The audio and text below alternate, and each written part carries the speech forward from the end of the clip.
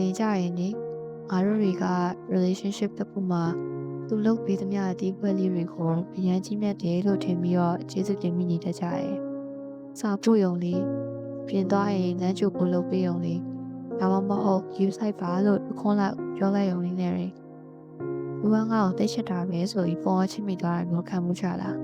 ။ဒါပေမဲ့ခါတီးရဲ့အမှန်တရားတစ်ခုကဒီပြစ်မှုတွေကချစ်သူတွေချားမှာဘဲမီနီမန်လို့ခေါ်တဲ့အခြေခံကြသောမပါမဖြစ်ပါမယ်စီးနင်းတွေပဲဖြစ်နေတတ်တာပါဒီနေ့မှာတော့ဘဲမီနီမန်ဆိုတာကတကယ်တော့ပါလေ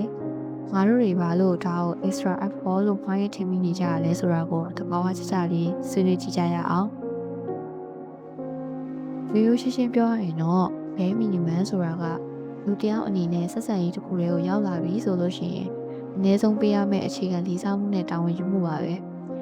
ဒါကတောင်းဆိုပြီးမှရရမယ့်အရာမဟုတ်သလိုကြီးရဲ့ချီကျူးရမယ့်အရာလည်းမဟုတ်ပါဘူးဥပမာပြောရရင်ကိုမကင်မဲနဲ့လက်လျူမရှိတာဒါကဖန်ဝေါ်စရာကြီးမြတ်တဲ့ယူဆိုင်မှုမဟုတ်ပါဘူးနှစ်ယောက်ကြားမှာရှိကိုရှိရမယ့်အခြေခံဆက်သွယ်ရေး communication ပါပဲဒုတိယမြောက်ချက်ကတော့သစ္စာရှိရတဲ့နေမှာပြောတာဒါကအဖို့စူးစမ်းပေးထားတာမဟုတ်ဘူးနော် relationship တိဆောက်ထားရင်အနိုင်ဆုံးရှိရမယ့်ဂုဏ်သိက္ခာတစ်ခုပါတတိယမြောက်ချက်အနေနဲ့ကတော့အချိန်ုံလေးစားတာချိန်ထားလို့ရှိရင်အချိန်မှန်တာကတစ်ဖက်လူရဲ့အချိန်ုံတမှုထားကြောင်းပြရတဲ့အခြေခံရည်ကြီးမှုတစ်ခုပါပဲနောက်ဆုံးချက်အနေနဲ့ကတော့မှားရင်တောင်းပန်တတ်တာကို့အမားကိုသိပြီးတော့တောင်းပန်တာကရင်ကျက်တဲ့လူတစ်ယောက်ရဲ့အခြေခံစိတ်ဓာတ်ပါပဲဒါတွေ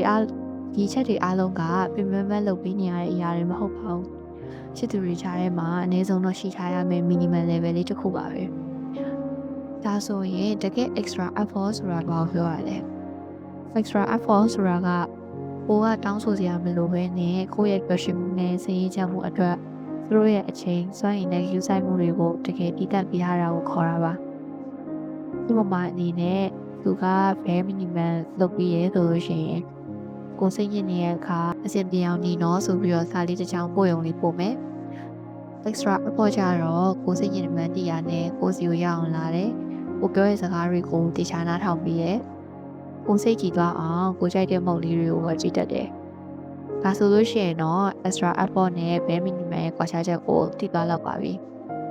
extra effort ဆိုတာကကိုတကယ်အလေးထားကြောင်းအပြုမှုနဲ့တက်တည်ကြရပြီးတော့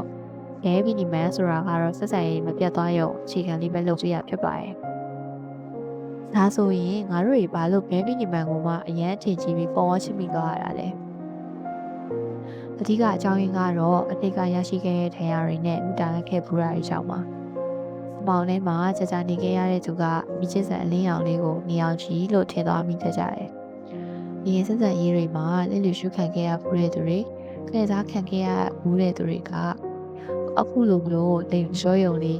message လေးပုံမှန်ပို့ရုံလေးနဲ့သူကငါ့အတွက်သိကောင်းတာပဲဆိုပြီးတော့ကိုယ့်ရဲ့ standard တွေကိုအဆုံးထိချလိုက်ကြတယ်။ဒါပေမဲ့ standard တွေကိုဖြတ်ချလိုက်လို့ရှိရင်ကိုကအခြေခံထပ်ပူကောင်းတဲ့ချစ်ချင်းမြတ်တာနဲ့ထိုက်တန်မှပြီးလျော်သွားပါလိမ့်မယ်။ဘဲမီနီမန်လေးနဲ့ကျင်းတဲ့တကယ် extra effort နဲ့ချစ်လေးမဲ့သူနဲ့တွေ့တဲ့အခါမှာကိုဘလို့မှတောင်းဝထားတတ်မှာမဟုတ်တော့ပါဘူး။ဒါကြောင့်မို့လို့ဆက်ဆံရေးတစ်ခုမှာအခြေခံလေးပဲရနေလို့ကျင်းတတ်မနေပါနဲ့။ကိုတောင်းဆိုရပဲတောင်းဝထားပြီးရသူကိုကတည်တံ့ချိန်ဖယ်ပြီးအချစ်ကိုအမှုနဲ့တတိပြရတဲ့မျိုးကိုပဲရွေးချယ်ပါ။